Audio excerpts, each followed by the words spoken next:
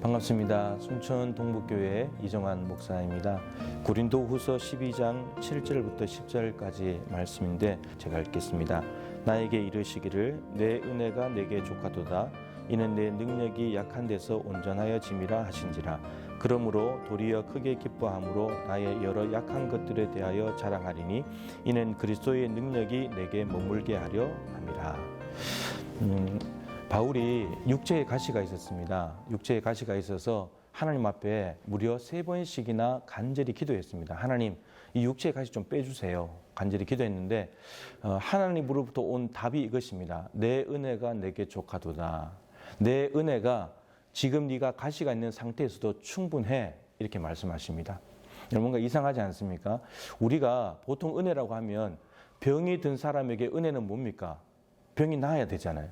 문제가 있는 사람에게 하나님이 은혜를 베푸신다는 것은 문제가 해결돼야 되는 거죠.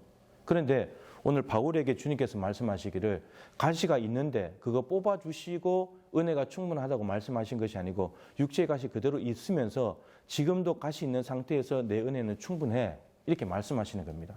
그러니까 우리가 평상시에 생각하는 은혜의 생각, 은혜의 기준이 완전히 다른 거죠. 근데 바울이 이렇게 말합니다.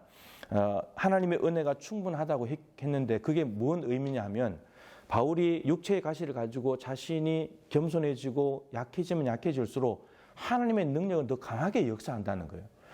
바울 자신이 강해지면 강해질수록 하나님의 능력은 작아지는 거예요. 능력 자체가 작아지는 것이 아니고 역사하시는 능력이 줄어든다는 거죠. 그런데 바울이 말하는 하나님께서 바울에게 말씀하신 은혜는 네가 약하더라도 내가 충분히 일할 수 있어. 그러니까 하나님의 능력이 나타날 수 있냐 없냐 이게 은혜인 건데 우리는 자꾸 내가 뭔가 변화돼야 되고 내가 뭔가 달라져야지 그래야 은혜가 온다고 생각하는 거예요. 그래서 지금 코로나 시대에 우리가 바라는 은혜는 코로나가 회복되는 거죠. 코로나가 종식되는 건데 근데 하나님은 말씀하세요. 코로나 지금 있어도 내 은혜가 너희들에게 충분해 지금. 그래서 지금 이 코로나 상황 속에서도 경제가 힘들고 관계가 힘들고 집에 머무는 것이 힘들고 하지만 불편하지만 지금 또 하나님의 은혜가 충분하다면 은혜를 누릴 수 있는 것이고 은혜 속에 살아갈 수 있는 거죠. 근데 이게 하나님의 능력 때문에 가능하다는 겁니다. 내가 뭔가 코로나 상황이 다 끝나야지 은혜가 시작되는 것이 아니고 지금도 하나님의 은혜는 충분하다. 그래서 우리가 생각의 기준을 좀 바꾸면 좋겠어요.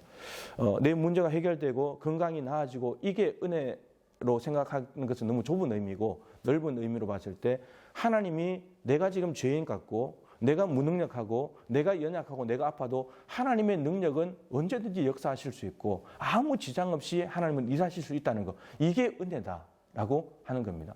모세도 가나안 땅에 들어가기를 세 번이 아니고 여러 번 구했는데 하나님께서 넌 못 가. 그런데 모세가 이걸 받아들였단 말이에요. 그냥 모세 입장에서 은혜는 가나안 땅에 들어가야지 은혜 아니에요. 근데 가나안 땅에 들어가지 못했는데 모세가 그걸 받아들였단 말이에요. 그러니까 모세는 가나안 땅에 못 갔다고 해서 또 무덤조차 알 수 없다고 해서 모세가 참 불행한 인생이 아니라 변화산에 예수님이 기도하실 때 영광 중에 엘리야와 함께 나타났잖아요. 그 영광 중에 나타났기 때문에 이 땅에서 죽었지만 묘도 알 수 없지만 영광의 자리에 하나님 나라에 가 있다는 거죠. 하나님 은혜는 충분했어요.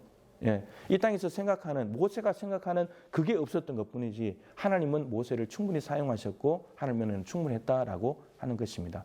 그래서 우리가 은혜의 기준을 조금만 바꾼다면 은혜가 없는 것처럼 보여졌지만 하나님의 은혜는 지금도 넘치고 있습니다. 저는 지금 코로나 시대에 하나님의 은혜를 더 크게 누리고 있습니다. 성경 공부 교재도 만들고요. 정말 말씀 연구도 많이 하고요. 정말 기쁨의 시간을 보냈어요.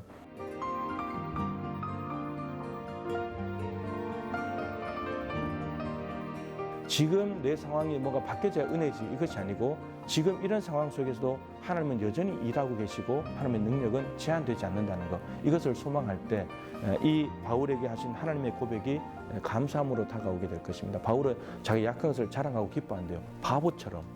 강한 것을 자랑하고 기뻐하지 누가 약한 걸 자랑하고 기뻐해요? 근데 바울은 하나님의 능력만 임한다면 나는 약한 것 얼마든지 자랑하고 기뻐한다고 고백합니다. 바울의 기쁨과 자랑이 우리의 기쁨과 자랑이 될 수 있기를 간절히 소망합니다.